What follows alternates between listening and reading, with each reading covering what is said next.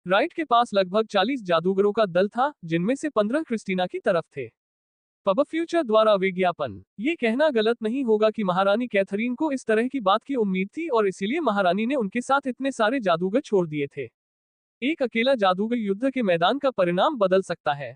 Frank की बातें सुनकर क्रिस्टीना कुछ नहीं बोली और सिर्फ युद्ध क्षेत्र का अवलोकन करती रही। वह अमीडोन सैनिकों के पहले 400 समूहों को देख रही थी, जिनका पूरी तरह सफाया होने वाला था। फ्रैंक, अब तुम्हें ज्यादा खुश नहीं होना चाहिए, क्रिस्टीना ने पीछे मुड़ते हुए कहा।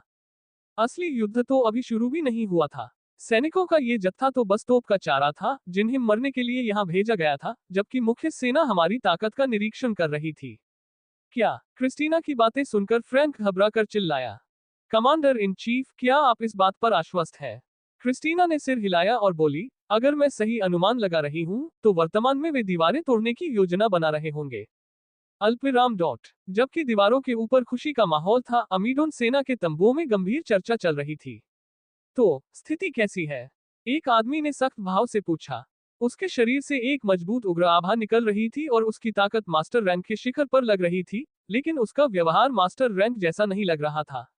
यह कोई गंभीर बात नहीं है। भेजे गए सभी लोग मर चुके हैं। ये बस एक मामूली नुकसान है। तो सभी बेकार लोग मर गए। आदमी ने नक्शा देखते हुए कहा। क्या तुमने कुछ नोटिस किया? जनरल ने सिर हिलाया और बताया, सर, हमने पाया कि उन्होंने दीवार के तटबंधों पर जमीन खोदकर एक बड़ा गड्ढा बना दिया है, ताकि हम जब्त की गई सीढ़ियों का उपयोग न कर सकें। मैं समझ गया। आदमी ने अपनी ठोड़ी रगड़ते हुए सिर हिलाया। दीवार गिराने के लिए इनका इस्तेमाल करो। दोनों जनरलों को हमला करने का आदेश दो और जादूगरों को लेकर मैदान को भरने का आदेश दो। सुबह होने से पहले हमला करो, क्रिस्टीना की मौजूदा ताकत को परखने की कोशिश करो। हालांकि जब उसने केंद्रीय सशस्त्र बलों को छोड़ा था, तब वह अपंग थी, लेकिन वह निश्चित रूप से अधिक ठोस नींव के साथ फिर से रैंक करना शुरू कर देती। अब तितर बितर हो जाओ, आदमी चिल्लाया। जी श्रीमान। जब लोग चले गए तो उस आदमी के चेहरे पर एक चंचल मुस्कान आ गई। युद्ध का नतीजा कल तक तय हो जाना चाहिए। इस समय तक गुप्त दस्ते ने पहले ही चाल चल दी होगी और सबसे महत्वपूर्ण शतरंज का मोहरा ले लिया होगा। आदमी ने आह भरी। जैसा कि वह पहले से ही जानता था, उसके पक्ष में लड़ने वाले सभी लोग केवल तोप के गोले थे, जिनकी जीत या हार कोई महत्वपूर्ण योगदान नहीं देगी। आखिरकार प्रयोग की सफलता के साथ ही युद्ध का परिणाम भी तय हो चुका था।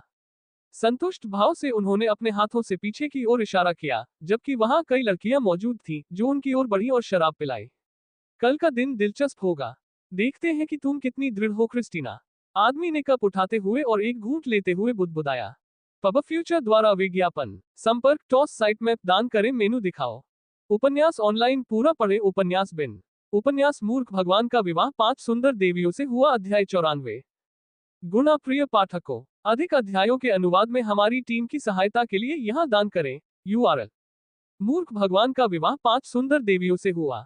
C94। पब फ्यूचर द्वारा विज्ञापन। बूम। एक जोरदार धमाके से पूरा किला हिल गया, जिसकी गड़गड़ाहट रात के अंधेरे में छाए सन्नाटे को चीरती हुई गड़गड़ाहट जैसी थी। क्रिस्टीना, जो अपने कार्यालय के अंदर किले में थी, अचानक एक गगनभेदी गर्जना सुनकर उठ खड़ी हुई और दीवार की ओर दौड़ी। क्या हुआ? क्रिस्टीना ने ठंडी आवाज में चिल्लाते हुए कहा, जबकि वह दीवार के ऊपर फैलती हुई एक बड़ी आग को देख रही थी। हमें नहीं पता क्या हुआ। हमने देखा कि रात के अंधेरे को चीरती हुई कोई चीज दीवार के सबसे ऊपरी हिस्से की ओर आई और दीवार के एक हिस्से को विस्फोट से उड़ा दिया। सैनिक घायलों का इलाज करते हुए एक सारांश देते हैं। अज्ञात हमले के कारण कई लोग घायल हो गए हैं और गंभीर रूप से जल गए हैं। क्रिस्टीना आग के समुद्र की ओर चली गई और दूर तक देखने लगी। अधिकांश युद्ध शाम तक बंद हो जाते थे और सूर्योदय के साथ जारी रहते थे। सूर्योदय में अभी 1 घंटा बाकी था और अमेडोन ने हमला शुरू कर दिया था। जब क्रिस्टीना ने अमेडोन की सेना को घूरते हुए दृश्य देखा, तो उसने देखा कि आग की एक विशाल किरण उसकी ओर बढ़ रही है। बाएं मोर्चे को जल्दी से खाली करो, क्रिस्टीना ने घबराई हुई आवाज में चिल्लाया और दीवारों के बाएं हिस्से की रक्षा करने वाली सेना को सतर्क किया। क्रिस्टीना की तेज आवाज सुनकर वहां तैनात सैनिक तेजी से पीछे हटे, लेकिन इससे पहले कि वे सुरक्षित दूरी तक पहुंच पाते, प्रकाश की किरण दीवारों से टकराए और दीवार का एक बड़ा हिस्सा उड़ गया। अचानक हुए विस्फोट से वहां तैनात सैनिक उड़ गए और हवा में उछल गए। विस्फोट की तेज तरंगों से किले की पूरी दीवार हिल गई और विशाल दीवारों में धीरे धीरे दरारें पड़ने लगी। जादूगरों, जल्दी से आग बुझाने की कोशिश करो। सभी लोग दीवारों से 30 मीटर पीछे हट गए। क्रिस्टीना ने फ्रैंक से सेना तैयार करने को कहते हुए चिल्लाया। क्रिस्टीना ने अपनी आंखों में मन डाला और उसकी आंखें हल्की चमक उठी जिससे वह दूर तक धुंधला धुंधला देख पा रही थी। क्रिस्टीना ने जादुई तोप के विशाल लकड़ी के ढेर को देखा जिस पर एक विशाल जादुई चक्र बना हुआ था। एमिडोन की सेना द्वारा लाई गई वस्तु को देखकर क्रिस्टीना के चेहरे पर एक क्षण के लिए भाव बदल गए। पब फ्यूचर द्वारा विज्ञापन। क्रिस्टीना के चेहरे पर आए परिवर्तन को देखकर फ्रैंक एक क्षण के लिए स्तब्ध रह गया। वह कुछ समय से क्रिस्टीना के साथ था और जानता था कि उसके चेहरे पर हमेशा उदासीनता रहती थी। जब तक आवश्यक न हो वह ज्यादा बात नहीं करती और उसके चेहरे पर हमेशा एक ठंडा और अलग थलग भाव रहता था, जैसे उसे दुनिया के मामलों में कोई दिलचस्पी नहीं है। कमांडर, वह चीज क्या है? फ्रैंक ने पूछा जब उसकी नजर उस असामान्य लकड़ी की चीज पर पड़ी जो गुलेल और तोप के मिश्रित संस्करण की तरह दिख रही थी। यह एक भड़कना है, क्रिस्टीना ने बड़बड़ाते हुए कहा। यह एक जादुई तोप है जिसका उपयोग दुश्मन की दीवारों पर बड़े पैमाने पर विनाशक गोले दागने के लिए किया जाता है। लेकिन यह महत्वपूर्ण नहीं है। फ्लेयर बहुत महंगा है और हर शॉट की कीमत बहुत ज्यादा है। यहाँ तक कि टियर 1 भी इसका इस्तेमाल लापरवाही से नहीं करता और इसका विकास ऐसा कुछ नहीं है जिसे एमिडोन जैसे टियर 5 किंगडम वहन कर सके। हो सकता है कि उनके पास रिचार्ज करने के लिए क्रिस्टल खत्म हो गए हो। अन्यथा अगर फ्लेयर लगातार फायर करता तो ये किले की दीवारों को गिराने के लिए पर्याप्त होता। फ्रैंक, चाहे कुछ भी हो हमें आग को नष्ट करना होगा इससे पहले कि यह और अधिक नुकसान पहुंचाए, क्रिस्टीना ने गंभीर भाव से कहा। स्थिति पूरी तरह से नियंत्रण से बाहर हो चुकी थी और यदि उन्होंने जवाबी कार्रवाई नहीं की तो उन्हें यकीन था कि यह स्थान सेना के पहुंचने से पहले ही नष्ट हो जाएगा। कमांडर, हमारे सामने मुसीबत खड़ी है। एक सिपाही घबराए हुए चेहरे के साथ तेजी से आया और चिल्लाया। किले के द्वार तोड़ दिए गए थे और दुश्मन ने पहले ही कब्जा की हुई सीढ़ियां स्थापित कर दी थी। संदेश सुनकर क्रिस्टीन एक क्षण के लिए स्तब्ध रह गई। कैसे? क्रिस्टीना घबराकर बोली। एक गद्दार था, एक कमीना जिसने फाटक के पास छोटा रास्ता खोल दिया जिससे कुछ संख्या में अमीडोन सेना महल के द्वार खोलने के लिए अंदर घुस गई। स्पष्टवादी। कमांडर, इसे मुझ पर छोड़ दो, मैं गद्दार के साथ उन कमीनों को कुचल दूंगा और फिर मैं फ्लेयर्स को नष्ट करने के लिए तैयार हो जाऊंगा, फ्रैंक बोला और महल के नीचे जाते हुए एक बटालियन ले गया। ऐसा करो, मैं उन लोगों को नीचे उतार दूंगी जो सीढ़ियों पर चढ़ रहे हैं और यहाँ आने की कोशिश कर रहे हैं, क्रिस्टीना बोली और सम्मान से भरी एक संक्षिप्त सिर हिलाई, क्योंकि केवल भगवान ही जानता है कि क्या वह किले की दीवारों से बाहर निकलने के बाद जीवित वापस आ सकता है। क्रिस्टीना ने अमीडोन की विशाल सेना को देखा जो यहाँ नीचे की ओर तेजी से आ रही थी। क्रिस्टीना ने युद्ध में भाग लेने के बारे में सोचा और जब दीवारों के ऊपर दो मजबूत आभाएं प्रकट हुईं, तो उसने गुर्गों को मार गिराया। अरे सुंदरी, तुम हमारे साथ क्यों नहीं खेलती? दो आदमी प्रकट हुए और क्रिस्टीना के खूबसूरत शरीर को देखते हुए एक भयावह मुस्कान के साथ बोले। दोनों ने मास्टर रैंक की एक शक्तिशाली आभा को बाहर रखा जो दीवारों पर रहने वालों के लिए खतरा पैदा कर सकती थी। क्रिस्टीना की आंखें तेज हो गईं और उसके शरीर से एक शक्तिशाली दबाव फूट पड़ा जैसे ही उसने तलवार निकाली और बिना किसी दया के उन पर वार किया। बूम। अल्पिराम अल्पिराम अल्पिराम डॉट पब फ्यूचर द्वारा विज्ञापन। अंतवान, अंतवान, तुम कहाँ हो कमीने? इन तिलचट्टों से मत मरना, नहीं तो मैं दूसरों को तुम्हारी लाश दफनाने नहीं दूंगा और मैं तुम्हारी लाश पर पेशाब कर दूंगा। 6 फुट का विशालकाय आदमी, जिसके काले बाल खून से भीगे हुए थे और जिसने एक विशाल चेनमेल पहना हुआ था, पीछे मुड़ा और दुश्मन पर वार करते हुए चिल्लाया। अंतवान, कुछ लोगों को चुनो और इन कमीनों से छुटकारा पाओ और उन कमीनों को नष्ट करो जो पकड़े गए नेता को फंसा रहे हैं। वह आदमी चिल्लाया और उसने तलवार से एक दुश्मन की छाती को छेद दिया जिससे उसकी छाती में भयंकर घाव हो गया। जी श्रीमान। उससे कुछ ही दूरी पर भूरे बालों वाला एंटवान खून से लथपथ लाशों के उस समुद्र से निकला जो एक दूसरे के ऊपर ढेर हो गई थी। यह बताना पहले से ही कठिन था कि यह उसका खून था या उसके द्वारा मारे गए दुश्मनों का खून था। जैसे ही उसने अपने वरिष्ठ का आदेश सुना, उसने अपने हाथ हिलाए और चिल्लाया, चलो दोस्तों, हमें इन कमीनों को मारना होगा और उन सीढ़ियों को तोड़ना होगा जो गधे में दर्द कर रही थी और इन हमलावरों को गेट से बाहर फेंकना होगा। चलो चलें। उसकी चीख खून के समुद्र पर गूंज उठी। अंतवान एक भारी भरकम युवक था जो अपनी क्रूर ताकत के लिए जाना जाता था। यद्यपि वह शिष्य श्रेणी में मध्य में था, फिर भी वह शास्त्र कुश्ती में गुरु श्रेणी को पराजित करने में सक्षम था। वह मनुष्य से अधिक एक बर्बर व्यक्ति जैसा दिखता था। जब उसने अपना विशाल लोहे का हथौड़ा, जो एक विशाल लोहे की गेंद के आकार का था, चलाना शुरू किया तो उसकी भुजाओं की नसें उभर आईं। एक पागल निडर व्यक्ति की तरह उसने अपने रास्ते में आने वाले दुश्मनों को ऐसे भगाया जैसे वे मक्खियां हो। जो भी उसके सामने खड़ा होता उसे कुचल दिया जाता और मांस के पेस्ट में बदल दिया जाता। जॉर्ज के सैनिकों से द्वार की रक्षा कर रहे दुश्मन सतर्क हो गए क्योंकि उन्होंने एक विशालकाय आदमी को अपनी ओर आते देखा जो अपने रास्ते में आने वाली हर चीज को ध्वस्त कर रहा था। ध्यान दें, आगे बढ़ें। संरचना बनाए रखने की कोशिश करें। उन्हें करीब न आने दें। जब तक सैनिक अंदर न आ जाएं, हमें गेट खुले रखने होंगे। दुश्मनों के छोटे समूह का नेता ऊंची आवाज में चिल्लाया। दुश्मनों की 6 टुकड़ियों ने एक अर्धवृत्त बनाया और एंटवान और उसकी टुकड़ियों को घेरने की कोशिश की, साथ ही अपने नेता और उनके पीछे भाग रही सेनाओं की रक्षा करने की कोशिश की। शार्क की तरह के ब्लेडों से अभी भी खून टपक रहा था तथा उन पर लगे नुकीले कांटे बाहर की ओर थे। वे धातु के हाथी की तरह थे जो हमलावरों की गलती का इंतजार कर रहे थे तथा फिर उनका फायदा उठाकर उन्हें खत्म कर रहे थे। भाड़ में जाओ, एंटवान चिल्लाया और हथौड़े को इस तरह जोर से घुमाया जैसे वह कोई भाला हो और उसे फेंक दिया। हथौड़ा उसके हाथ से छूटकर दुश्मन की टुकड़ी पर टूट पड़ा। विशाल हथौड़ा हवा में एक सुंदर प्रक्षेप पथ बनाता हुआ विनाशकारी बल के साथ रक्षात्मक संरचना से टकराया। दे घुमा के हथौड़े ने उन्हें जोर का झटका दिया और उनमें से कई को उड़ा दिया, जिससे संरचना में सेंध लग गई। रास्ता खुला देखकर एंटवान चिल्लाया और उस पर कूद पड़ा। उसने अपने दोनों हाथ बढ़ाकर 2 शत्रु सैनिकों के हाथ पकड़ लिए और उनके सिर पर जोरदार प्रहार किया। उनकी खोपड़ियां चटचटाहट की ध्वनि के साथ फोड़ दी और उनके सिर फोड़कर उन्हें लहूलुहान कर दिया। उसने शव को नहीं छोड़ा और उन्हें दोनों भुजाओं में पकड़कर चक्की की धार की तरह घुमाया और शवों से दुश्मनों पर वार करके उन्हें उड़ा दिया। पब फ्यूचर द्वारा विज्ञापन। संपर्क टॉस साइट मैप दान करें मेनू दिखाओ। उपन्यास ऑनलाइन पूरा पढ़े। उपन्यास बिन। उपन्यास मूर्ख भगवान का विवाह 5 सुंदर देवियों से हुआ। अध्याय 95। गुणा प्रिय पाठकों, अधिक अध्यायों के अनुवाद में हमारी टीम की सहायता के लिए यहाँ दान करें। URL। मूर्ख भगवान का विवाह 5 सुंदर देवियों से हुआ। C95। पब फ्यूचर द्वारा विज्ञापन। एंटवान को आगे बढ़ते और अपनी क्रूर शक्ति से कई दुश्मनों से सीधे भिड़ते देख उसके पीछे के सभी सैनिक दुश्मनों को हराने के लिए प्रेरित हुए और उन्हें पीछे धकेलना शुरू कर दिया। उनका मनोबल इतना ऊंचा था कि इन आक्रमणकारियों को मारने के लिए उनके शरीर में खून जल रहा था। शुल्क मारना। सैनिकों ने एंटवान की धारणा का अनुसरण किया और शत्रुओं के समुद्र में उग्रतापूर्वक आक्रमण किया।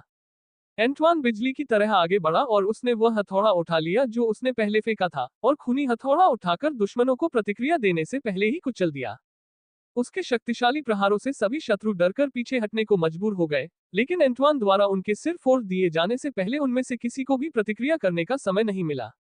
मांस के टुकड़े और मस्तिष्क से निकले बुरे पदार्थ एंटवान के चारों ओर गिर रहे थे, जिससे एक भयावह और घिनौना दृश्य उत्पन्न हो रहा था, जिसे देखकर किसी को भी उल्टी आने की इच्छा हो सकती थी।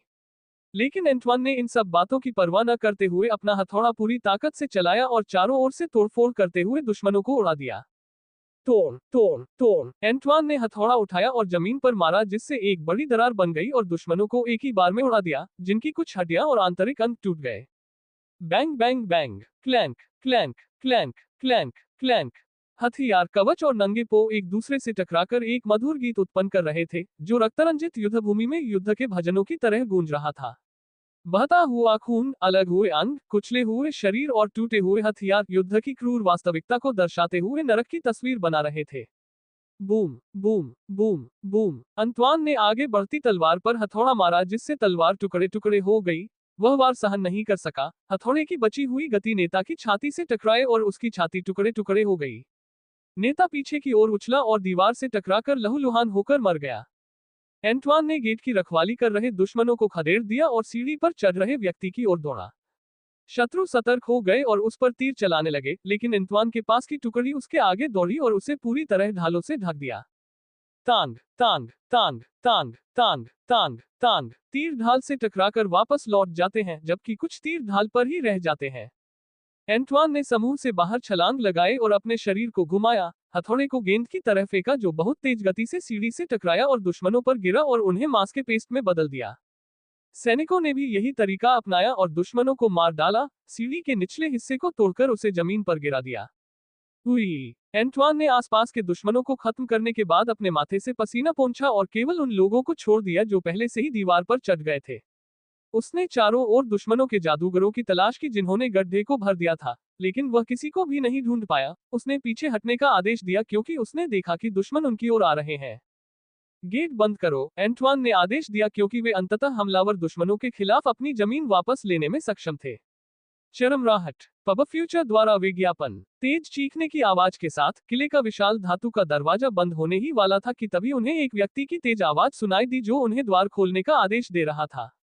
क्या बकवास है, एंटवान चिढ़कर चिल्लाया क्योंकि वह दुश्मनों को खदेड़ने में लगभग थक चुका था और अब उसे गेट खुला रखने का एक और आदेश मिला है। हाँ, एंटवान ने पीछे मुड़कर देखा और जनरल फ्रैंक को उनकी ओर भागते हुए देखा, जिससे वह चौंक गया।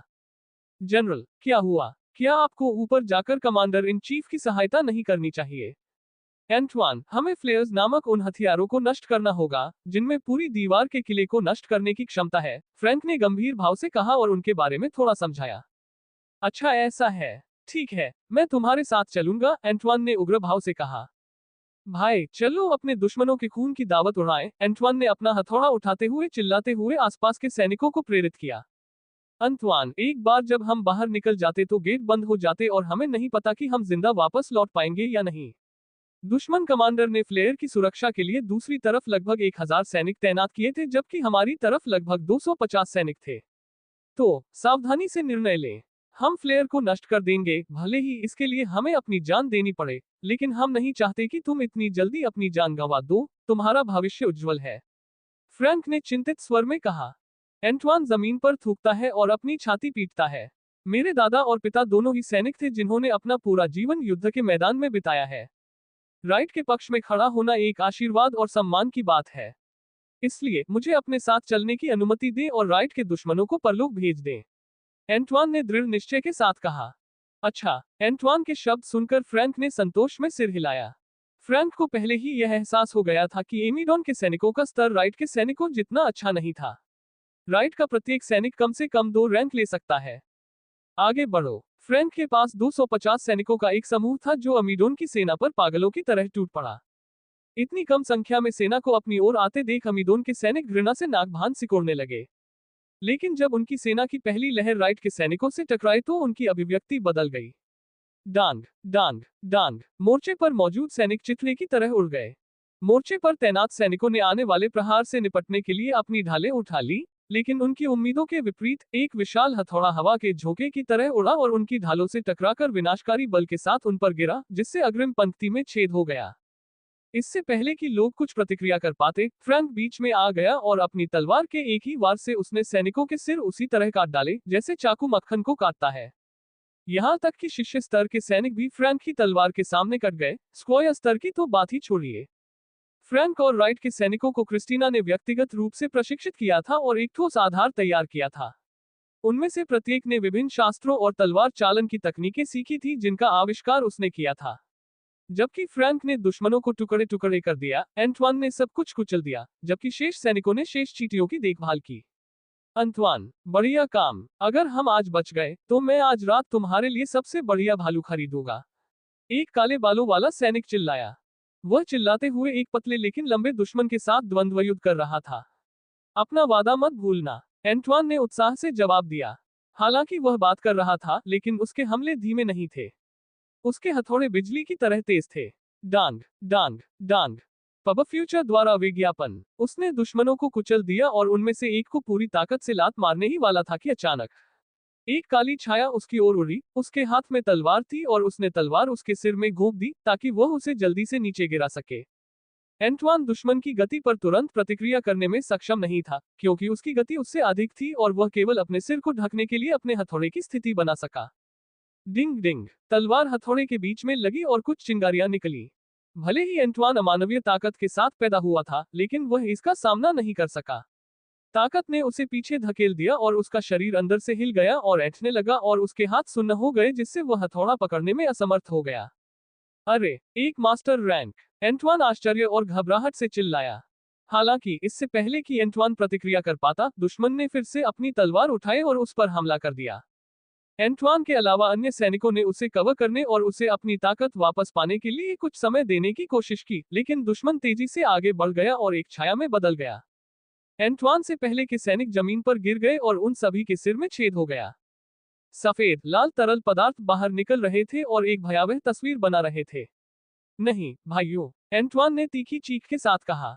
एंटवान चिल्लाया और अपने शरीर पर लगे घावों को भूलकर उसने अपना बचाव छोड़ दिया और पागलों की तरह दुश्मन पर टूट पड़ा। एंटवान ने अपना हथौड़ा उठाया और उसे लक्ष्यहीन रूप से घुमाया तथा कामना की कि हथौड़ा दुश्मन पर लगे, लेकिन वह दुश्मन को छू भी नहीं सका, जबकि दुश्मन ने एंटवान पर कई गंभीर घाव कर दिए।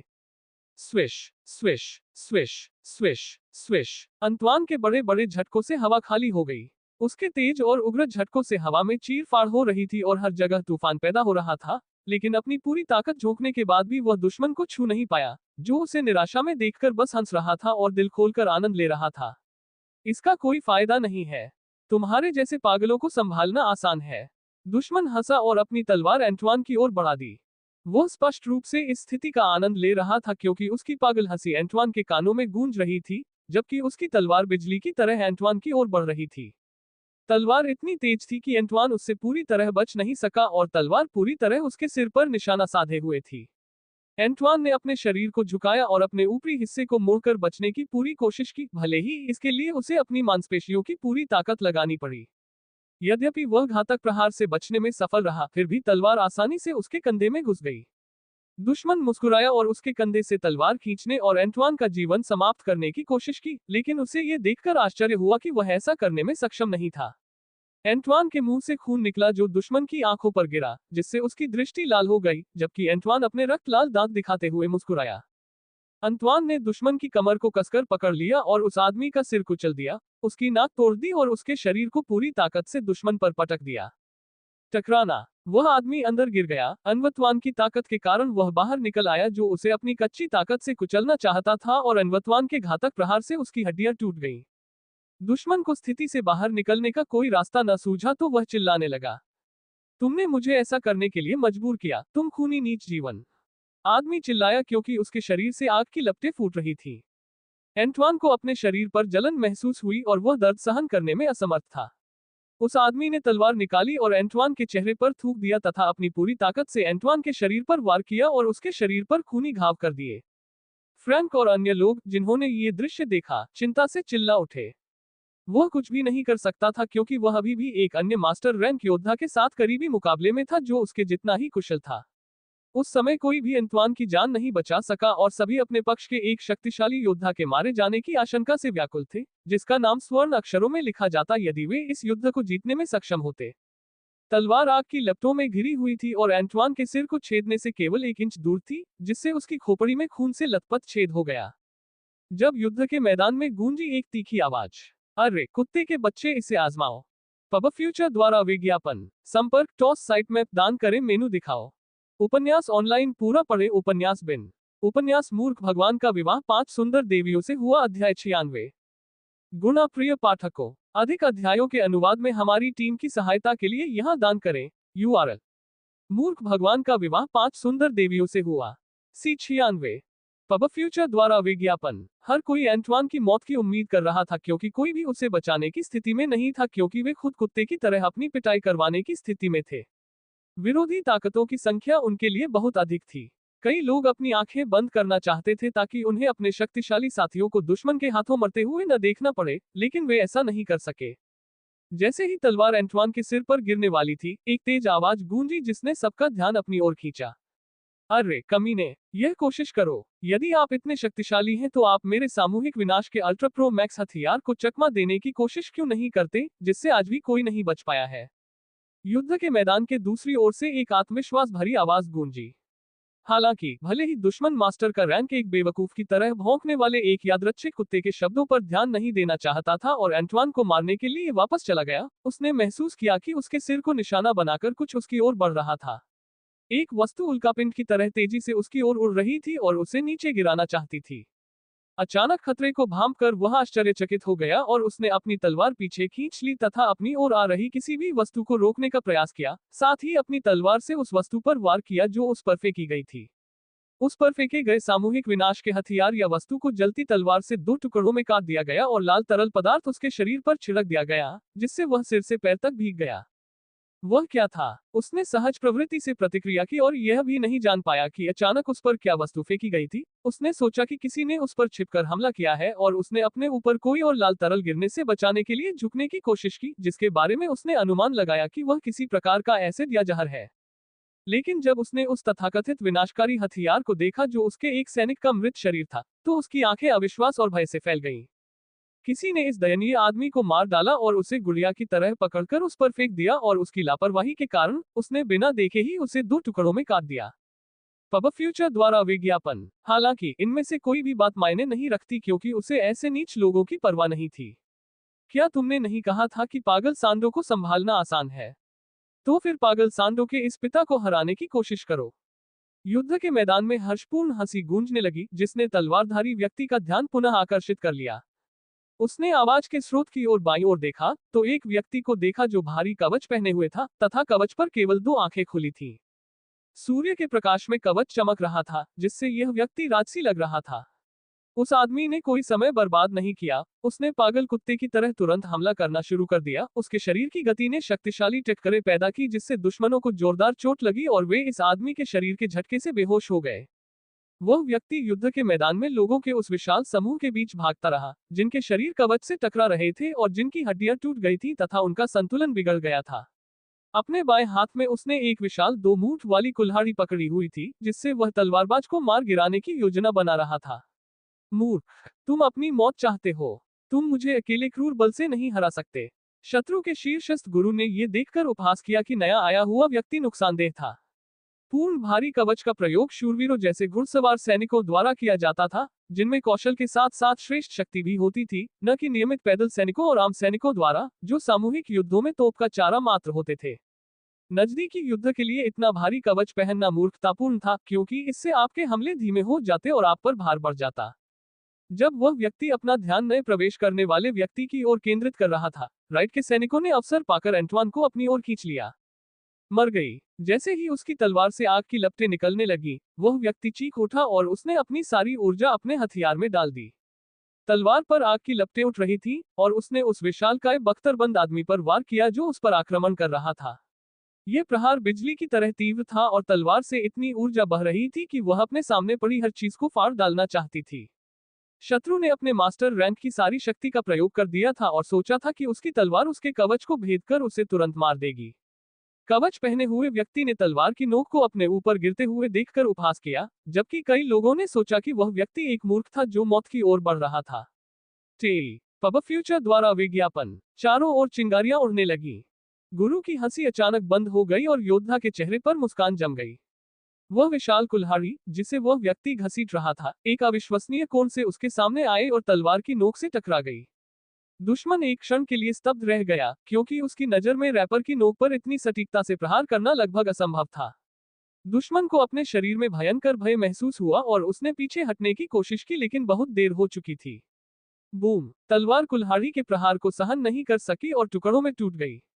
तलवार पर प्रवाहित हो रही ऊर्जा कुल्हाड़ी से कट गई और कुल्हाड़ी का बल यही नहीं रुका, बल्कि योद्धा के हाथ में पकड़ी तलवार भी लगभग फट गई। अचानक ऊर्जा के विस्फोट का वेग उस व्यक्ति पर विपरीत प्रभाव पड़ा और ऊपर की ओर चला गया। उसके दाहिने हाथ की नसें उभर गईं, उसकी त्वचा फट गई और उसके दाहिने हाथ की नसों से रक्त बहने लगा। वह आदमी दर्द से चिल्लाया और डर के मारे पीछे हट गया।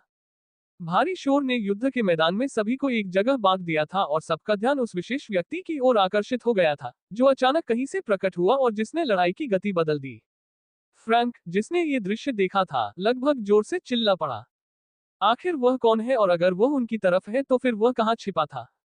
बख्तरबंद आदमी ने जमीन पर पैर पटका और पूर्व तलवारधारी आदमी की ओर कूद पड़ा। उसकी चाल बिजली की तरह तेज थी, जिसका कोई भी अनुसरण नहीं कर पा रहा था।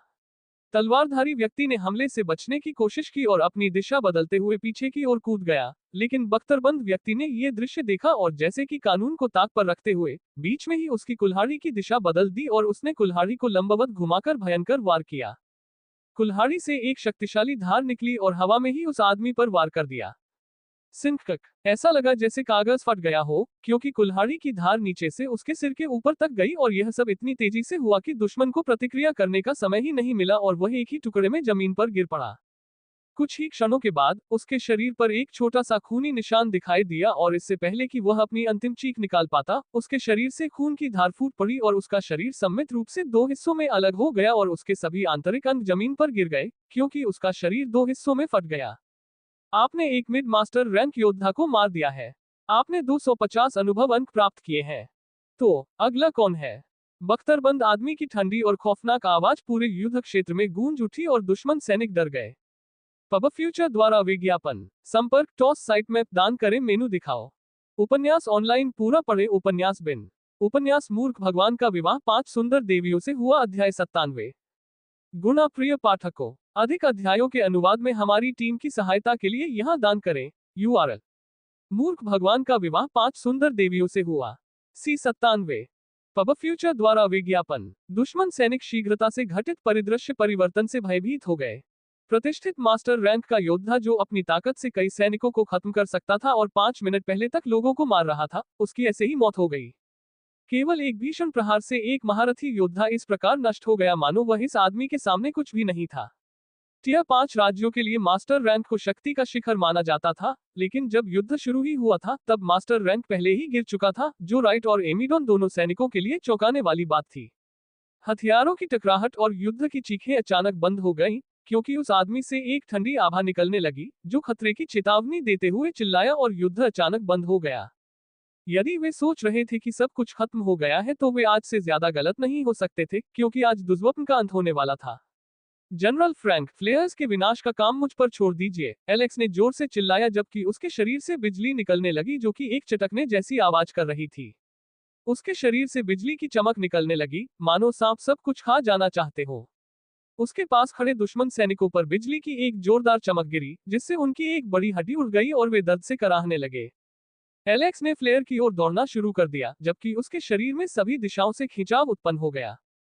पब फ्यूचर द्वारा विज्ञापन। Bang bang bang bang bang. Alex को अपनी ओर बढ़ता देख उसके सामने खड़े दुश्मन सैनिकों ने भागने की कोशिश की। एलेक्स ने अपने सामने खड़ी हर चीज को पटक कर उड़ा दिया, जबकि बिजली की चिंगारी उन पर गिरी और उन्हें लकवा मार गया। बिजली ने एलेक्स के पूरे शरीर को घेर लिया और उसे निगल लिया और उसकी लाल आंखें नीली बिजली की चमक के साथ चमक उठी। युद्ध के मैदान में गरजती हुई आवाज गूंज उठी और विशाल काले बादलों ने आकाश को ढक लिया, जिससे सूर्य की किरणें छिप गईं। बिजली की सजा, एलेक्स चिल्लाया। ये है कि एक जादुई तलवारबाज कैसे लड़ता है। माफ करना, मेरा मतलब है कि एक जादुई कुल्हाड़ी वाला आदमी इसी तरह लड़ता है। एलेक्स ने बड़बड़ाते हुए जमीन पर पैर पटकते हुए जमीन में एक बड़ी दरार बना दी और ऊपर की ओर कूद गया। एलेक्स ने हवाई छलांग का प्रयोग किया जिसका उसने स्वयं आविष्कार किया था, जो ऊंची छलांग और उड़ान का मिश्रित संस्करण था, जिसमें वह अपने पैरों को हवा में उछालकर और स्वयं को आगे बढ़ाने के लिए दबाव उत्पन्न करके अधिक दूरी प्राप्त करता था। उसका शरीर तोप की तरह ऊपर की ओर उछला और जागने के बाद उसने जो हवाई छलांग लगाई थी, उसका उपयोग करते हुए एलेक्स ने एक ही छलांग में 100 मीटर की दूरी तय की और फ्लेयर की रखवाली कर रहे लोगों के काफी निकट पहुंच गया।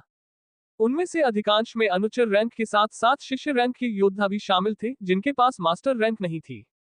एलेक्स का शरीर भारी गति के साथ उल्कापिंड की तरह जमीन की ओर गिरा। एलेक्स का शरीर वायुमंडल को चीरते हुए उल्कापिंड की तरह नीचे गिरा और काले बादलों से ढका पूरा आकाश एक पल के लिए जगमगा उठा, जैसे आकाश से बिजली का एक बड़ा सा गोला कौंधा हो जो एलेक्स से टकराया और पूरे स्थान को प्रकाशित कर दिया। एलेक्स ने विशाल दोमुहा कुल्हाड़ी उठाकर उसे घुमाया और मन ही मन प्रार्थना करते हुए उसे जमीन पर पटक दिया। उन बेचारे लोगों के लिए नहीं जो इस विपत्ति से पीड़ित होने वाले थे, बल्कि इसलिए कि टक्कर के बाद भी उनका हथौड़ा सुरक्षित बना रहे। पब फ्यूचर द्वारा विज्ञापन। एक क्षण के लिए तो मानो पूरी दुनिया ठहर सी गई, लेकिन इसके तुरंत बाद पूरा युद्ध क्षेत्र हल्के हल्के कांपने लगा, जो धीरे धीरे बढ़ता गया। बूम! ऐसा लगा जैसे कई मिसाइलें दागी गई हो और वे लक्ष्य पर लगी, जिससे बहुत बड़ा विस्फोट हुआ। जमीन बुरी तरह से कांप उठी और एक ऐसा बड़ा झटका लगा कि एलेक्स के साथ साथ सभी उड़ गए, जो एक लहर के संचरण की तरह हर जगह फैल गया। एक क्षण के लिए न तो कोई चमक हुई और न ही कोई बड़ा विस्फोट हुआ, परंतु बाद में विस्फोट से आग की लपटें उठने लगी, यहाँ तक कि लड़ते हुए सैनिकों की तीखी चीख की आवाज भी बंद हो गई। धरती के गड़गड़ाने के अलावा कोई आवाज नहीं थी। उसके बाद गड़गड़ाहट की तेज गर्जना हुई जो कान के पर्दों को फाड़कर उनसे खून बहने के लिए पर्याप्त थी। यह आघात तरंग 300 मीटर के दायरे में फैल गई और दुश्मन के सैनिक चीख उठे जब उन्होंने अपने सामने एक विशाल आघात तरंग बनते देखा जो ऐसा लग रहा था जैसे हवा की एक धार उन्हें काटने के लिए उनकी ओर आ रही हो। एलेक्स के हमलों के कारण जो सैनिक घायल हुए, वे बुरी तरह से कुचल गए और रक्त के धुंध में बदल गए, जो भयंकर गर्मी के साथ साथ भयंकर बिजली के प्रभाव में तुरंत वाष्पीकृत हो गया। आघात तरंग ने मोर्चे पर मौजूद एमिडोन के सैकड़ों सैनिकों को बहाकर ले गया तथा इसकी परिधि फ्लेयर तक पहुंच गई तथा उसे बहाकर हजारों छोटे छोटे लकड़ी के टुकड़ों में बदल दिया। चट्टाने और मलबा उड़कर धूल का एक विशाल बादल बन गया, जो समुद्र की लहरों और आग के बादलों की तरह चारों ओर फैल गया। अल्पिराम अल्पिराम अल्पिराम डॉट डॉट। क्रिस्टीना, जो अकेले ही 2 मास्टर रैंक के सैनिकों से मुकाबला कर रही थी, ने ऐसा क्रूर आघात देखा और आश्चर्य व्यक्त किया कि किसने और कैसे ऐसा भयानक हमला किया, क्योंकि वह जानती थी कि फ्रैंक ऐसा करने में सक्षम नहीं था। मास्टर रैंक जो क्रिस्टीना के साथ लड़ रहे थे, अपने सैनिक के घर से आती रोशनी को देखकर एक पल के लिए स्तब्ध रह गए और उनके चेहरे पर थकान के भाव उभर आए। उनमें से एक गुस्से में चिल्लाया, वह कमीना कौन है? एक क्षण के लिए उनका ध्यान भंग हो गया, जो उनके लिए घातक सिद्ध हुआ क्योंकि क्रिस्टीना ने मौका पाकर मास्टर की एक पंक्ति पर हमला कर दिया। वह क्रिस्टीना के तेज प्रहार पर बड़ी मुश्किल से प्रतिक्रिया कर पाया और घातक प्रहार से बच गया, लेकिन जैसे ही वह अपनी सीट पर वापस आया, उसने देखा कि उसके बाएं कंधे से खून बह रहा है, जबकि उसका बायां हाथ गायब था। नहीं, नहीं, वह लाल आंखों से क्रिस्टीना को घूरते हुए चिल्लाया। भाई, दूसरे मास्टर रैंक के व्यक्ति को अपने साथी को अपने हाथ खोते हुए देखकर घबराहट हुई। वह भी उस क्षण में फंस गया था जिसने क्रिस्टीना के हमले को सफल होने का मौका दिया। तुम्हें इसकी कीमत चुकानी पड़ेगी, कुतिया। वह आदमी दहाड़ा और पागलों की तरह क्रिस्टीना की ओर दौड़ा। पब फ्यूचर द्वारा विज्ञापन। संपर्क टॉस साइट मैप दान करें मेनू दिखाओ। उपन्यास ऑनलाइन पूरा पढ़े उपन्यास बिन। उपन्यास मूर्ख भगवान का विवाह 5 सुंदर देवियों से हुआ अध्याय 98। गुणा प्रिय पाठकों, अधिक अध्यायों के अनुवाद में हमारी टीम की सहायता के लिए यहाँ दान करें। URL। मूर्ख भगवान का विवाह 5 सुंदर देवियों से हुआ। C 98। पब फ्यूचर द्वारा विज्ञापन। धूल और मलबे की परत के नीचे धातु के दस्ताने से ढका एक हाथ दिखाई दिया, जिसके बाद एक छोटा विस्फोट हुआ जिससे मिट्टी का ढेर हिल गया और उसके ऊपर से कवच से ढका एक आदमी खड़ा हो गया। हाँ, उसने अपने सामने के दृश्य को देखते हुए मुंह से हवा छोड़ी। उसने अपनी ताकत को कम करके आंका और कुछ ज्यादा ही कर दिया। उसने अपने आखिरी वार में अपनी 3/4 शक्ति लगा दी थी, जिससे युद्ध के मैदान का ज्यादातर हिस्सा नष्ट हो गया और साथ ही वह चमक भी धूल और मलबे के ढेर में बदल गई। एलेक्स ने अपने सामने मौजूद सामूहिक विनाश के भयावह दृश्य को देखा। मशरूम के आकार का बादल अभी भी वहां मंडरा रहा था, जबकि धूल और मलबा हवा में तैर रहा था, जो अभी भी चल रही तेज हवाओं के साथ उड़ रहा था। 60 मीटर व्यास और 20 मीटर गहराई वाला एक विशाल गड्ढा बन गया, जहां अभी भी बिजली चमक रही थी और तेज आवाज के साथ चमक रही थी। बिजली गिरने के कारण जमीन का एक बड़ा हिस्सा तीव्र गर्मी से वाष्पित हो गया था, जबकि जमीन लाल रंग से चमक रही थी, क्योंकि बिजली के विशाल बोल्ट ने पूरी जमीन को गर्म कर दिया था। राइट के सैनिक भी इस टक्कर से उड़ गए थे, लेकिन एमीडॉन के सैनिकों के विपरीत, जो जलकर राख हो गए थे, वे कुछ हल्की चोटों और धूल से सने चेहरों को छोड़कर बेहतर स्थिति में थे। उनमें से कई के शव मिट्टी की परतों में दब गए थे और कुछ सदमे की लहर से चपटे हो गए थे। फिर भी वे जीवित थे और सांस ले रहे थे। तो यह कोई गंभीर बात नहीं थी और एलेक्स ने अपने कंधे उचकाकर उनकी ओर से आंखें मूंद ली, जबकि परेशान करने वाली सूचनाओं की एक श्रृंखला उसकी रेटिना के सामने चमक उठी। आपने एक प्रारंभिक शिष्य रैंक वाले योद्धा को मार दिया है। आपने 200 अनुभव अंक प्राप्त किए हैं। आपने एक प्रारंभिक शिष्य रैंक वाले योद्धा को मार दिया है। आपने 200 अनुभव अंक प्राप्त किए हैं। आपने एक प्रारंभिक शिष्य रैंक वाले योद्धा को मार दिया है। आपने 200 अनुभव अंक प्राप्त किए हैं। ओपनिंग स्क्वायर ब्रैकेट अल्पविराम क्लोजिंग स्क्वायर ब्रैकेट। एलेक्स ने अपनी सतर्कता नहीं खोई, क्योंकि युद्ध अभी खत्म नहीं हुआ था, क्योंकि वह अपनी मानसिक शक्ति से कई सैनिकों को जीवित देख सकता था। गहरी और भारी सांसें लेते हुए तथा एक बड़े दोहरे हाथ वाले कुल्हाड़ी को बड़ी मात्रा में चलाते हुए एलेक्स जहां भी जाता दुश्मन योद्धाओं को कुचल देता। कई सैनिकों ने राक्षस से बचने के लिए अपनी मौत का भी नाटक किया, लेकिन एलेक्स ने एक एक करके उन्हें मार डाला, जैसे कि वह उनके भेष को देख सकता था, जिसके कारण कई लोग निराशा में दरवाजे पर आ गए। हे भगवान, इस राक्षस को कैसे पता चला कि मैंने मरने का नाटक किया था? एलेक्स द्वारा उसे टुकड़े टुकड़े करने से पहले ये उस आदमी के आखिरी शब्द थे। मास्टर रैंक का योद्धा जो फ्रैंक के साथ लड़ रहा था, स्थिति को हाथ से बाहर निकलता देख भागने की कोशिश की। पब फ्यूचर द्वारा विज्ञापन। वह उस नए आए हुए व्यक्ति से इतना डर गया था कि एलेक्स को देखकर उसकी पैंट में पेशाब आने लगा, जिसने बिजली को नियंत्रित किया था और विशाल सेना को नष्ट कर दिया था। ऐसा लग रहा था मानो एलेक्स बिजली का देवता था और मास्टर रैंक को डर था कि वह फिर से ऐसा विनाशकारी हमला कर देगा जो एपिक रैंक को भी अस्तित्व से मिटा सकता था। लेकिन फ्रैंक ने उसे भागने नहीं दिया और उसका पीछा करने की कोशिश की। वह उसे मारकर अपनी हताशा निकालना चाहता था। उसे जाने दो, उसकी देखभाल करने वाला कोई और है।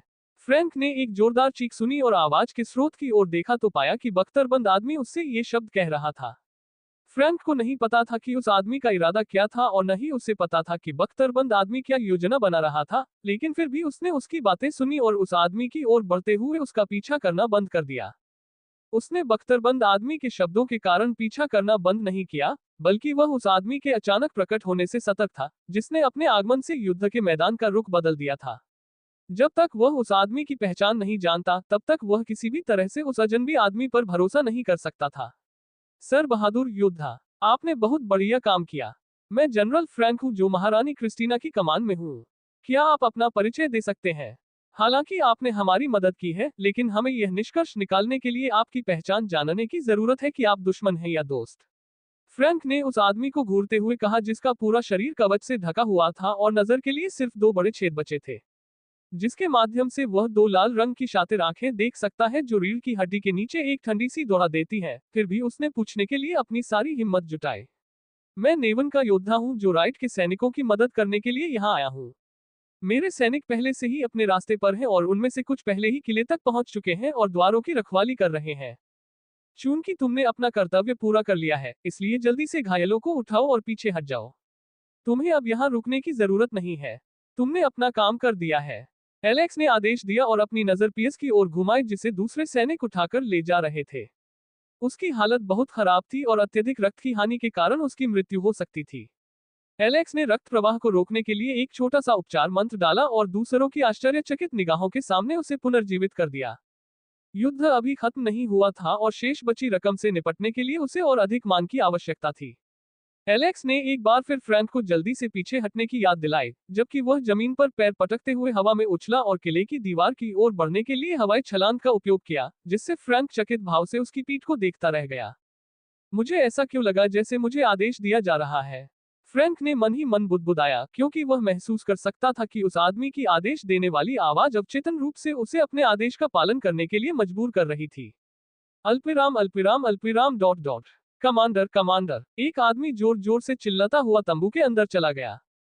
घबराहट में वह अनुमति मांगना भी भूल गया और जैसे ही उसने पैर रखा, शराब का गिलास उसके सिर से टकराया और गिलास में बड़ा सा मोड़ आ गया, जिससे वह व्यक्ति कुछ कदम लड़खड़ाकर गिर गया। क्या हुआ? कमांडर ने नाराजगी भरे स्वर में पूछा। वर्तमान में वह महिलाओं की सेवा में आनंद लेते हुए आनंद ले रहा था। पब फ्यूचर द्वारा विज्ञापन। सर, हमें बहुत बड़ा नुकसान हुआ है। हम अच्छी स्थिति में थे, लेकिन किसी ने बीच में हस्तक्षेप करके हमारे सैनिकों को मार डाला और फ्लेयर भी नष्ट हो गया। क्या? कमांडर घबराहट में चिल्लाया और अपने बिस्तर से कूद गया, जिससे महिलाएं डर गईं। चले जाओ, उसने क्रोधित स्वर में आदेश दिया और महिलाएं जल्दी से कपड़े पहनकर तंबू से बाहर चली गईं। क्या तुम्हें उसकी पहचान पता चली? कमांडर ने गंभीर स्वर में पूछा। नहीं, हम कुछ भी उजागर नहीं कर पाए। हम केवल इतना जानते हैं कि वह सर्वोच्च शिष्य रैंक पर है, लेकिन वह अकेले सैकड़ों सैनिकों से निपटने में सक्षम था। बेवकूफ, एक अकेले आदमी ने सैकड़ों सैनिकों को बर्बाद कर दिया। तो फिर अभी पीछे हटने का आदेश दे दीजिए, मैं दूसरी योजना के बारे में सोचूंगा। वे पहले ही पीछे हट रहे हैं। चुप हो जाओ बेवकूफ, तुम लोगों को और क्या आता है सिवाय अपनी गांड पिटवाकर भागने के? उस व्यक्ति ने केवल सिर हिलाया और कमांडर को नाराज करने के डर से तुरंत तंबू से बाहर निकल गया। कमांडर का चेहरा खराब हो गया और वह हताश होकर ऊंची आवाज में गाली देने लगा। फ्लेयर का नुकसान बहुत बड़ा था। उन्होंने फ्लेयर को पड़ोसी टिया एक राज्य से लगभग 100,000 स्वर्ण सिक्कों की कीमत पर तथा प्रति सप्ताह अत्यधिक ब्याज पर खरीदा था।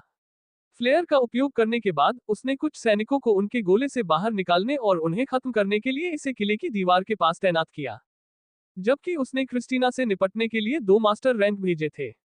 लेकिन अब एक कमीने के आ जाने से सब कुछ बर्बाद हो गया। बेवकूफ, बेहतर होगा कि तुम प्रार्थना करो कि तुम मेरे हाथों में न पड़ो, अन्यथा मैं तुम्हें चीर डालूंगा, कमांडर ने लाल आंखों से कहा। उसने स्वयं को शांत करने का प्रयास किया और उसका रक्तचाप स्थिर होने लगा, लेकिन एक बार फिर तेज चीख के कारण रक्तचाप फिर से बढ़ गया। अब क्या हुआ? कमांडर ने भारी गहरी आवाज में पूछा, जिससे मुखबिर की रीढ़ में सिहरन दौड़ गई। कमांडर, किसी ने हमारे तंबू में जबरन घुसकर भोजन और राशन जला दिया। कमांडर एक क्षण के लिए स्तब्ध रह गया और क्रोध में दांत पीसते हुए उसने उस आदमी पर मुक्का मारा। नहीं नहीं, आदमी घबराहट में चिल्लाया और बचने की कोशिश की, लेकिन दबाव का एक तेज झोंका उस पर आ गिरा। धमाका, मुट्ठियों के एक क्रिस्टलीय ढेर ने उस पर प्रहार किया और उसके शरीर से रक्त की धुंध निकल आई, जिससे पूरे तंबू का सामने का हिस्सा उड़ गया। धिक्कार है, ये बेकार के कूड़े के टुकड़े किसी अधिकारी के खिलाफ राशन की सुरक्षा भी नहीं कर सकते। बेकार की बकवास। वह आदमी हताशा में दहाड़ा और तंबू से बाहर भागा, कुछ भी महसूस करने की कोशिश की, लेकिन उसे कुछ भी नहीं मिला। पब फ्यूचर द्वारा विज्ञापन। संपर्क टॉस साइट मैप दान करें, मेनू दिखाओ। उपन्यास ऑनलाइन पूरा पढ़े। उपन्यास बिन। उपन्यास मूर्ख भगवान का विवाह 5 सुंदर देवियों से हुआ, अध्याय 99। गुणा प्रिय पाठकों, अधिक अध्यायों के अनुवाद में हमारी टीम की सहायता के लिए यहां दान करें। URL। मूर्ख भगवान का विवाह 5 सुंदर देवियों से हुआ। C99। पब फ्यूचर द्वारा विज्ञापन। जबकि अमेडॉन की ओर का पूरा सैन्य शिविर अपराधी को खोजने और आग लगाने की कोशिश में अराजकता में था, मास्टर रैंक का योद्धा जो फ्रैंक से बच निकला था, अमेडॉन शिविर की ओर भाग रहा था जो किले से 3 किलोमीटर दूर था। उनके पीछे वे शेष सैनिक थे जो इस आपदा से बच गए थे। अमेडॉन ने इस युद्ध में 4 मास्टर रैंक भेजे थे, जिनमें से 2 को जमीनी सेना की कमान संभालने और उसे नीचे गिराने का काम सौंपा गया था, जबकि अन्य 2 ने दीवारों पर आक्रमण का नेतृत्व किया था। मास्टर रैंक में से एक को उस क्रूर राक्षस ने मार डाला, जबकि अन्य 2 की स्थिति अभी भी अज्ञात थी। Tap tap tap. जब जूतों के धातु के किनारे जमीन से टकरा रहे थे, तो उनके कदमों की तेज आवाज धीमी धीमी गूंज रही थी। उनके पीछे जीवित बचे सैनिक थे जो अपनी दुम को पैंट के बीच में दबाए भाग रहे थे। उनके पूरे शरीर पर चोटें और जलन के निशान थे तथा वे मिट्टी से सने हुए थे। उसने अपना शरीर झुकाया और छोटी नदी के ऊपर कूदने ही वाला था कि उसने एक छोटी काली छाया जैसी वस्तु को तीर की तरह अपने ऊपर उड़ते हुए देखा। उसकी पुतली सिकुड़ गई और आगे कूदने के बजाय वह डर के मारे पीछे कूद गया। बूम! एक छोटा गड्ढा बन गया तथा नदी के किनारे स्थित एक पत्थर टुकड़े टुकड़े हो गया। धूल का बादल छट गया और एक तलवार जमीन पर फंसी रह गई। अचानक तलवार के सामने एक छाया चमकी और कवच पहने एक आदमी प्रकट हुआ। पिछले बख्तरबंद आदमी के विपरीत इस आदमी के सीने पर पारंपरिक कवच है, जिसमें लोहे के जूते और कंधे पर पैड हैं, लेकिन हेलमेट नहीं है। उसकी लंबी दाढ़ी थी, जिस पर सफेद बाल थे और पूरे चेहरे पर खुरदरी झुर्रियां थीं। दानव मोडेक। मास्टर रैंक जिसने ये दृश्य देखा, चिल्लाया और अपनी किस्मत को कोसा। ओह, राइन, बहुत समय हो गया जब से मुझे इस नाम से पुकारा गया है। पब फ्यूचर द्वारा विज्ञापन। मास्टर रैंक जिसका नाम राइन था, मोर्डेक को अपने होंठ काटते हुए देखकर लगभग अपनी पैंट में पेशाब करने लगा। बहुतों को शायद पता न हो, लेकिन कई साल पहले मोर्डेक और हैमिल्टन की जोड़ी ने पूरे पड़ोसी इलाकों में आतंक मचा रखा था। आखिरकार, नेवान एक टियर 4 राज्य था जो वर्षों पहले अमेडॉन से ऊंचा था। इसके अलावा, निम्न स्तर के प्रशिक्षक द्वारा प्रशिक्षित किए गए लोगों के विपरीत, मोडेक और हैमिल्टन को नाइट के उम्मीदवारों के रूप में चुना गया था और उन्हें किनले नाइट अकादमी में प्रशिक्षित किया गया था, जबकि नाइट उम्मीदवारों का चयन राज्यों से किया गया था। प्रत्येक राज्य 2 या 3 उम्मीदवारों को भेज सकता है, जिन्हें वहां प्रवेश पाने के लिए प्रवेश परीक्षा उत्तीर्ण करनी होगी। भले ही वे शूरवीर बनने में असफल रहे, लेकिन उनका चयन दूसरों को रोकने के लिए पर्याप्त था, पड़ोसी राज्य के अन्य मास्टर रैंकों के विपरीत, जिन्हें निम्न श्रेणी की तकनीकों के माध्यम से अपने राज्यों में प्रशिक्षित किया गया था। मोडेक, तुम यहाँ क्यों हो? इसके अलावा, नेवन से कोई इस लड़ाई में हस्तक्षेप क्यों कर रहा है? राइन चिल्लाया। राइन का पीछे से पीछा कर रहा सैनिक उत्तेजित जनरल को देखकर पीछे हट गया। काफी समय हो गया है जब मैंने ठीक से लड़ाई नहीं की।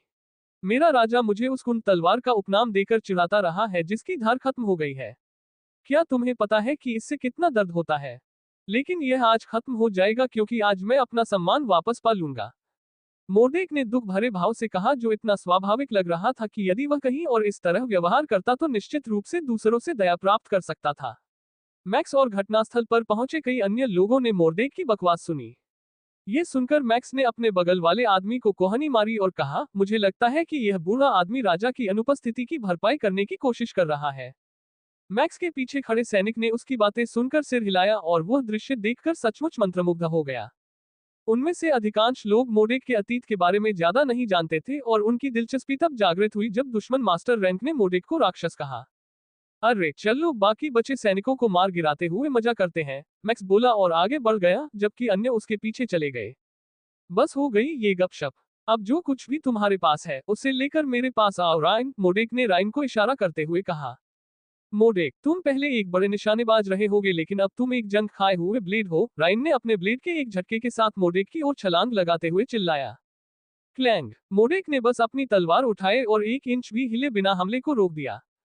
राइन ने तलवार खींची और उसे कई स्थानों पर तेजी से मारा, जिससे अन्य लोगों की आंखों में धुंधलेपन की एक श्रृंखला दिखाई दी। पब फ्यूचर द्वारा विज्ञापन। मोर्डेक ने बस अपना शरीर झुकाया और अपनी तलवार घुमाई तथा जितना संभव हो सके चकमा दिया और जिन्हें वह चकमा नहीं दे सका उन्हें रोक दिया। मोर्डेक ने राइन पर हमला किया और खुद भी उस पर कई वार किए। उनकी गति और तीव्र चाल ऐसी थी कि ऐसा लगता था कि इसे सामान्य मास्टर रैंक द्वारा दोहराया नहीं जा सकता। राइन ने वारों से बचने की कोशिश की, लेकिन अधिकतर वार उसके रक्षा कवच को भेदते हुए उसके शरीर पर हल्के घाव कर गए, हालांकि उसने काले रंग का बनियान पहना हुआ था। मोर्डेक की तलवार ने राइन के कवच के छेद को सटीकता से भेद दिया, जिससे वह चौंक गया और लड़ाई से उसका ध्यान भंग हो गया। एक समय ऐसा आया जब उसकी और मोर्देक की तलवारें आपस में टकरा गईं, जिससे एक बड़ी तरंग उत्पन्न हुई, जिसने उस आदमी को कुछ कदम पीछे धकेल दिया। मोर्देक ने अपनी तलवार पीछे खींची और राइन की दिशा में मुक्का मारा। राइन के शरीर ने अवचेतन रूप से प्रतिक्रिया की और उसने चकमा देने की कोशिश की, लेकिन फिर भी चकमा देने के बाद मुट्ठी के जमीन पर पड़ने के प्रभाव से वह स्तब्ध रह गया। जमीन में पहले के आकार का कुछ मीटर गहरा एक बड़ा गड्ढा बन गया, जिससे राइन को झटका लगा। वह अभी अपने पैरों पर खड़ा भी नहीं हुआ था कि मोर्देक की आकृति अपने स्थान से गायब हो गई और पीछे कई तस्वीरें छोड़ते हुए वह उसके ठीक सामने प्रकट हुआ और उसके पेट पर जोरदार मुक्का मारा। राइन ने तलवार के साथ अपने दोनों हाथ ऊपर उठाए और मुक्का रोकने की कोशिश की, लेकिन मोर्देक की पहली तलवार उसके पेट में जोरदार लगी और वह उड़ गया। खून की धारें छोड़ते हुए उसका शरीर सीधा उड़ गया और चट्टान से टकराकर उसे टुकड़े टुकड़े कर दिया। खांसी खांसी। राइन ने खून थूक दिया और अपने होठों से खून पोंछते हुए तलवार के सहारे खड़ा होने की कोशिश की, लेकिन उसे अपने शरीर पर तेज दर्द महसूस हुआ। बकवास। राइन ने गाली देते हुए चिल्लाया। सैनिकों, इस राक्षस पर हमला करो। मेरे लिए कुछ समय खरीदने की कोशिश करो ताकि मैं अंतिम प्रहार कर सकूं। राइन ने अपने सैनिकों का लाभ उठाने की योजना बनाई, जो मोर्देक का ध्यान भागते समय भटका देंगे। वह अपने अस्तित्व को बचाने के लिए सैनिकों को बलि का बकरा बनाना चाहता था। जब तक वह यहाँ से बच सकता है, उसने कसम खाई कि वह मोर्देक के साथ साथ पूरे निवान को इस घिनौने अपराध के लिए भुगतान करेगा। सैनिकों, हमला करो। राइन ने मोर्देक पर तलवार तानते हुए दहाड़ लगाई, लेकिन पीछे से कोई आवाज न सुनकर वह भौचक्का रह गया। असहज महसूस करते हुए वह ये देखने के लिए पीछे मुड़ा कि ये बदमाश उसके आदेशों का पालन क्यों नहीं कर रहे हैं। लेकिन ये दृश्य देखकर उसका जबड़ा खुला रह गया और वह लगभग जमीन पर गिर पड़ा। पूरा स्थान लाशों के ढेर में तब्दील हो गया था और खून एक छोटी नदी की तरह बह रहा था और नदी के पानी में मिलकर उसे खून से रंग रहा था। क्या बकवास है, वह चिल्लाया। उसकी चीख सुनकर मैक्स, जो एक खून से लथपथ आदमी को लाश की तरह खींच रहा था, राइन की ओर देखा और अपनी भौहें ऊपर उठाते हुए पूछा, क्या तुमने कुछ कहा? क्या तुम इसे दोहरा सकते हो, क्योंकि जब तुम चिल्ला रहे थे तब मैं इस बदमाश को मारने में व्यस्त था। पब फ्यूचर द्वारा विज्ञापन। संपर्क टॉस साइट मैप दान करें मेनू दिखाओ। उपन्यास ऑनलाइन पूरा पढ़े। उपन्यास बिन। उपन्यास मूर्ख भगवान का विवाह 5 सुंदर देवियों से हुआ अध्याय 100। गुणा प्रिय पाठकों, अधिक अध्यायों के अनुवाद में हमारी टीम की सहायता के लिए यहाँ दान करें। URL। मूर्ख भगवान का विवाह 5 सुंदर देवियों से हुआ। C100। पब फ्यूचर द्वारा विज्ञापन। हा हा हा हा हा। मोर्देक राइन के चेहरे पर हतप्रभ भाव देखकर जोर से हंस पड़ा। ज्यादा मत सोचो, तुम भी बहुत जल्द उनके साथ जाओगे, मोर्देक ने अपनी तलवार वापस रखते हुए कहा। तुम्हारे सपनों में। राइन ने दहाड़ते हुए मोर्देक पर हमला किया, लेकिन इससे पहले कि वह एक कदम आगे बढ़ पाता, उसने अपनी छाती पर एक जोरदार वार महसूस किया और उसका शरीर एक चितले की तरह हवा में उड़ गया। उसका शरीर जमीन पर टकराया और कुछ मीटर तक फिसलता रहा। जब वह और अधिक खून खांसते हुए उठा, तो उसने अपनी छाती पर मुट्ठी के आकार का निशान देखा। वह अभी खड़ा ही हुआ था कि मोर्देक की छवि उसके सामने उभरी। उसकी मुट्ठी नीले रंग से चमक रही थी, जो ये संकेत दे रहा था कि उसकी मुट्ठी आभा से ढकी हुई थी। Feast of fury. मोर्देक ने चिल्लाकर राइन को कई बार मुक्का मारा। मोर्देक ने गैटलिंग गन की तरह मुक्का मारा और एक ही पल में राइन को सैकड़ों घूंसे लगे। मोर्देक के घूंसे की श्रृंखला से राइन के शरीर से कई चटकने की आवाजें निकली और राइन की कई हड्डियां टूट गईं। फिस्ट ऑफ फ्यूरी एक ऐसी चीज थी जिसका आविष्कार मोर्देक ने स्वयं किया था।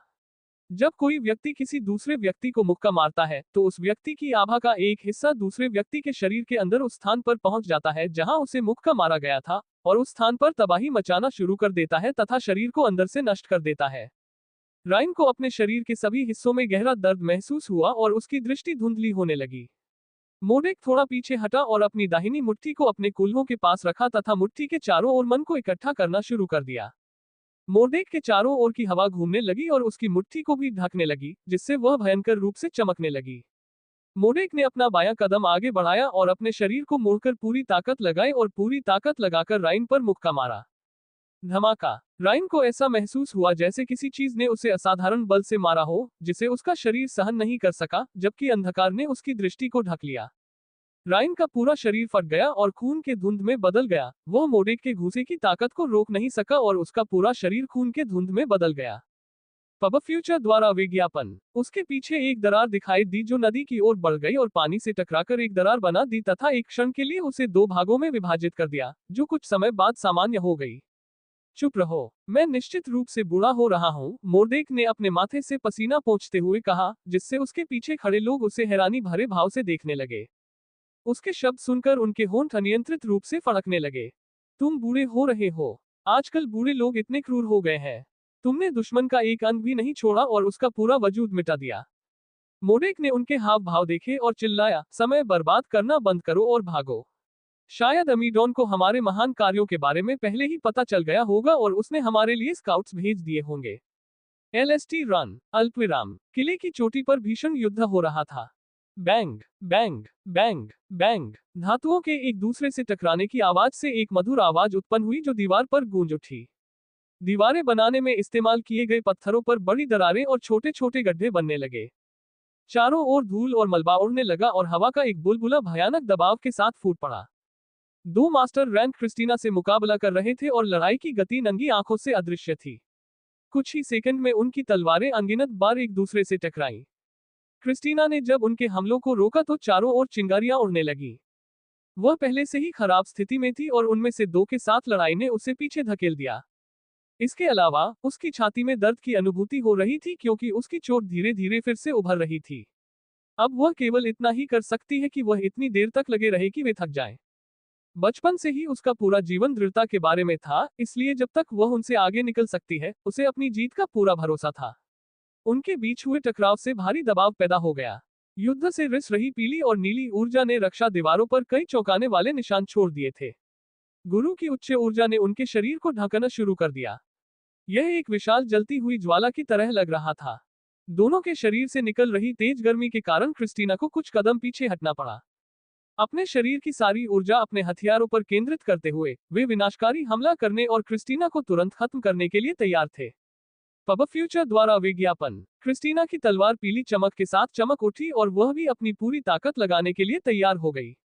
हालांकि किसी के हस्तक्षेप के कारण उनकी लड़ाई रुक गई। झनकार। अचानक एक बड़ी भारी तलवार प्रकट हुई और उसने जमीन पर जोरदार प्रहार किया, जिससे एक बहुत बड़ा झटका लगा, जिससे दोनों पक्ष कुछ कदम पीछे हट गए। इससे पहले कि दोनों पक्ष आपस में टकरा पाते, किसी के अचानक आ जाने के कारण वे वहीं रुक गए। क्रिस्टीना ने अपने कंधे पर एक कोमल स्पर्श महसूस किया और वह उस अजनबी की ओर अपनी तलवार घुमाने ही वाली थी। वह उस आदमी के अचानक प्रकट होने से चौंक गई, क्योंकि वह अपने बगल में आए आदमी को पहचान नहीं पाई थी और अवचेतन प्रतिक्रिया के कारण उसने अपनी तलवार निकाल ली। लेकिन उसकी हरकतें रुक गईं और उसका शरीर हिलने लगा और उसे अपने शरीर में एक गर्म धारा बहती हुई महसूस हुई। लड़ाई के कारण उसे जो छोटे मोटे घाव और चोटें लगी थीं, वे ठीक होने लगी और उसकी सांसें स्थिर होने लगी।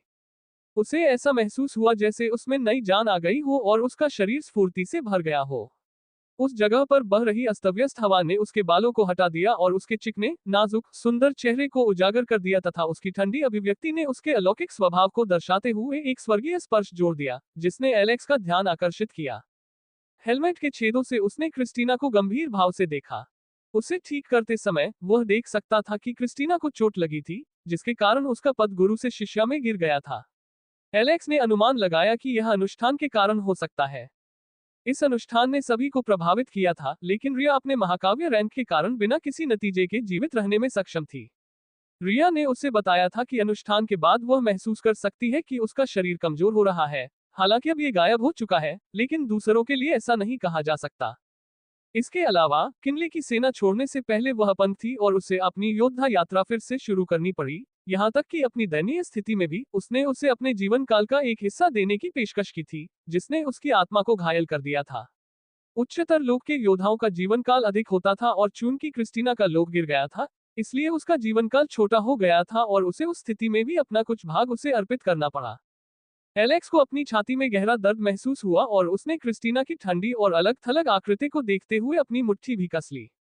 मेरी पत्नियों ने मेरे लिए बहुत त्याग किया है, एलेक्स ने मन ही मन कहा। यह महसूस करते हुए कि उसकी निगाहें उसकी ओर हैं, क्रिस्टीना ने बख्तरबंद आदमी की ओर अजीब भाव से देखा।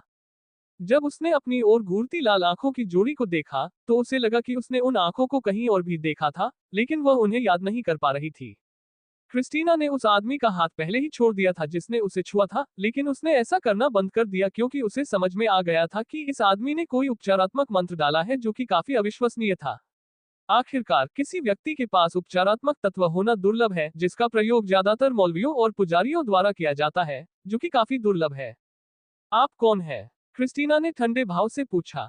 मैं तो बस एक बेकार और निकम्मा आदमी हूँ जिसने अपनी पत्नी को बहुत तकलीफ दी है। लेकिन चूंकि मुझे अपनी गलती का एहसास हो गया है, तो क्या मुझे अपनी गलती का प्रायश्चित नहीं करना चाहिए? क्या ये सही नहीं है, मेरी प्यारी पत्नी क्रिस्टीना? एलेक्स ने अपने हाथ पीछे खींच लिए और बड़ी तलवार की ओर चल दिया, जबकि क्रिस्टीना उसकी चौड़ी पीठ को चकित भाव से देखती रह गई। पब फ्यूचर द्वारा विज्ञापन। संपर्क टॉस साइट मैप दान करें।